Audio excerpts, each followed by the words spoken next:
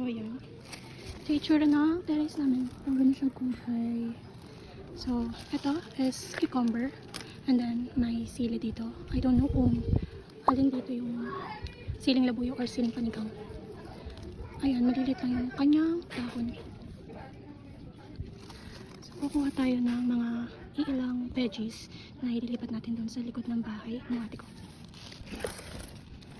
So, etong cucumber, need nyo doon.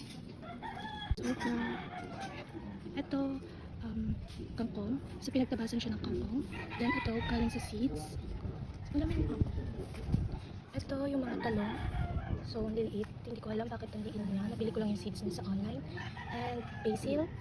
Ito, mustasa. Malaki na siya. Ito, kangkong ulit from the seeds. Ito, talong. So, parang 1 month na siya. Ganyan pa rin siya kalaki. And itong sili, meron siyang flower. And nilipat ko siya sa likod bahay ng ate ko. Ito din, kangkong siya. Ito din, nilipat ko siya sa likod bahay ko. Sili din siya. Ito mga okra.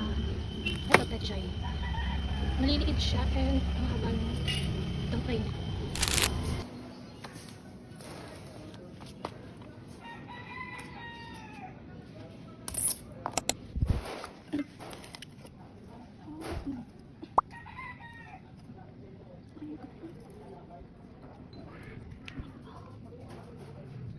Sili.